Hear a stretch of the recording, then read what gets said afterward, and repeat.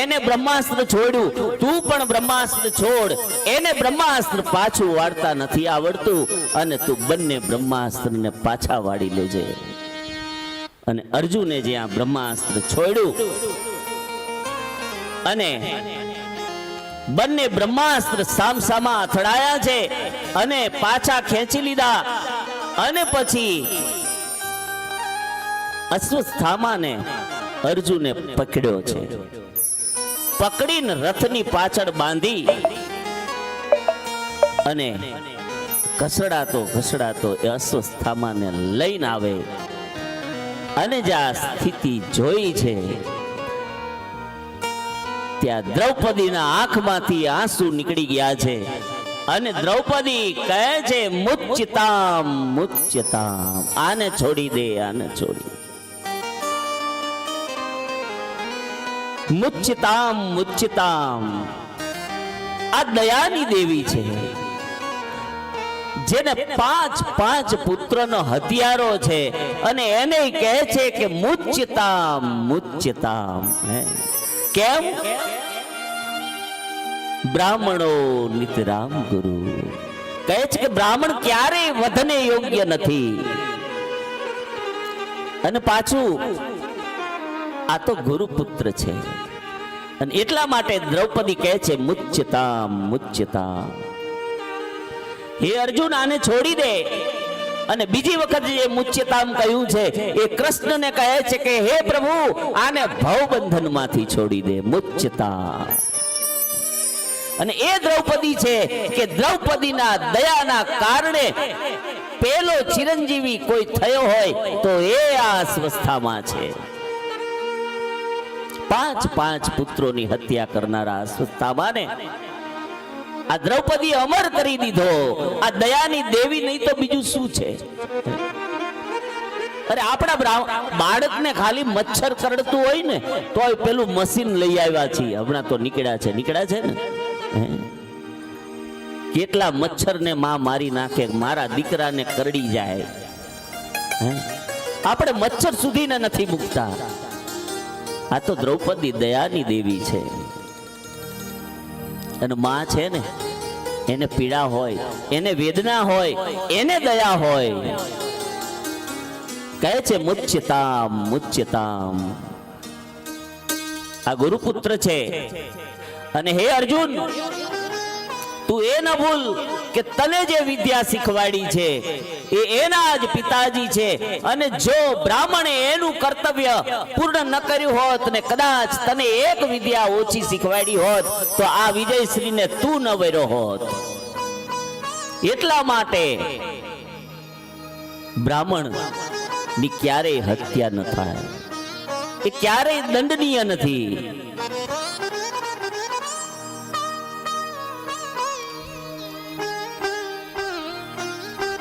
અને દ્રૌપદી કહે છે કે આને છોડી દો, આને છોડી દો. અને વ્યાસજીએ જે પ્રથમ સ્કંદની રચના કરી છે, આખો સ્કંદ જે છે એ ભક્તનો છે. 6 ભક્તો છે અહીંયા આજના સ્કંદમાં. અને આ દ્રૌપદી એવી ભક્ત છે કે જેને 5 પુત્રોની હત્યા કરનારો છે એને માફ કરે છે. કેવી મોટી ભક્ત છે આ દ્રૌપદી! એટલે દયાનો અવતાર છે.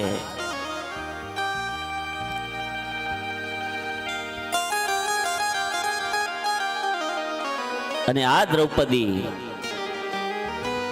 મુચ્યતામ મુચ્યતામ કહે છે કૃષ્ણને અને અર્જુનને કે આને છોડી દો. અને ત્યારે અર્જુન પરમાત્માને પૂછે છે તો ભગવાન કહે છે કે આતતાઈને મારવો જોઈએ, પણ બ્રાહ્મણ વધને યોગ્ય નથી. બ્રાહ્મણ વધ ક્યારેય ન થાય. પાછા કે છે આતતાઈને મારવો પડે. એટલે હવે આ તો અર્જુને ગીતા સાંભળેલી હતી બાકી ભગવાન બે બાજુની વાત કરે છે. કહે છે કે તું તારા વિવેકથી કર, તને જે યોગ્ય લાગે એ કર. અર્જુન, આતતાઈને મારવો પડે એટલે આતંકવાદીઓને મારવા પડે. પાછા કહે છે કે બ્રાહ્મણ એનો વધ ન થાય. પણ અર્જુન ગીતા ભણેલો હતો. કોઈ પણ બ્રાહ્મણ એનું સંપૂર્ણ તેજ એની શિખામાં હોય છે, અને જાહેરમાં એ શિખાનું છેદન કરો એટલે બ્રહ્મ હત્યા ગણાઈ જાય. એટલે આ રીતે અર્જુને અશ્વત્થામાની શિખાનું છેદન કરી અને બંને વચનને પાડી લીધા છે. પણ અશ્વત્થામા જ્યાં એનું શિખાનું છેદન કરી અપમાનિત કરીને એક ગયો છે, પણ હજી એનો ક્રોધ ગયો નથી. અને જે અશ્વત્થામા જાય છે ત્યાં જતો જતો પાછો 5 પાંડવ પર બાણ છોડ્યા છે અને પાછું એક બ્રહ્માસ્ત્ર છોડ્યું છે. અને એ બ્રહ્માસ્ત્ર ઉત્તરાના ગર્ભની બાજુ જાય છે અને એને મહેસૂસ ઉત્તરા કરે છે. અને પાંડવ આ ઉત્તરા છે, આ ઉત્તરાને દ્રૌપદીની ખબર હતી. કારણ કે જ્યારે દ્રૌપદી ઉપર વિપત્તિ આવી, એ ભરી સભાની અંદર દ્રૌપદીએ જ્યારે દુર્યોધન અને દુશાસન એ દ્રૌપદીના ચીરહરણ કરવા માટે દુશાસને એનો હાથ લંબાવ્યો, ત્યારે દ્રૌપદી પહેલી જ પિતામહ ભીષ્મ પાસે ગઈ છે. દાદા, તમારી જે સભામાં હાજરી હોય, તમારા જેવા જ્ઞાની, અને એ સભામાં કહે છે કે જે સભામાં વૃદ્ધ ન હોય એ સભાને સભા ન ગણવી.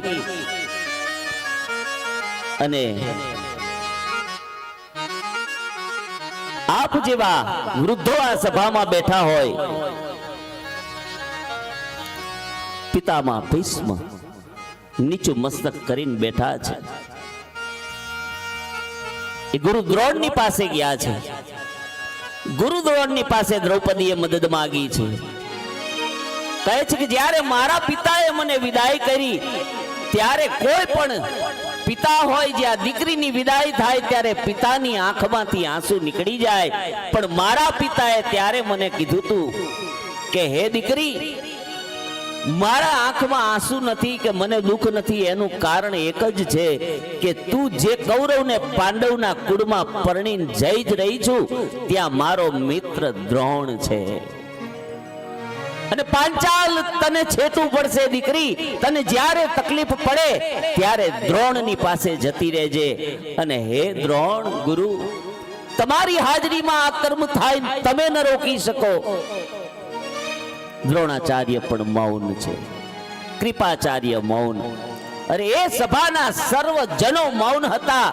અને છેલ્લે દ્રૌપદીએ સાડીનો છેડો દાંતમાં રાખ્યો હતો, અને તોય ભગવાન નહોતા આયા. પેલા બધાને મનાવી લીધા, કોઈ કામમાં ન આવ્યા.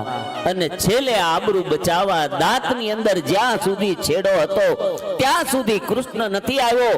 પણ જ્યારે બે હાથ ઊંચા કરીને હે ગોવિંદ, હે ગોપાલ, અને ત્યાં 999 ચીર પૂરવા માટેથી કૃષ્ણ હાજર થયો છે. આ ઘટના ઉત્તરાને ખબર છે. અને એટલા માટે ઉત્તરાએ ત્યાં ભીમને ન કીધું, અર્જુનને ન કીધું, કોઈને નથી કીધું, સીધા જ કૃષ્ણની ચરણમાં જતા રહ્યા છે. ઉત્તરા સીધી જ કૃષ્ણના ચરણમાં જઈ અને પ્રાર્થના કરે છે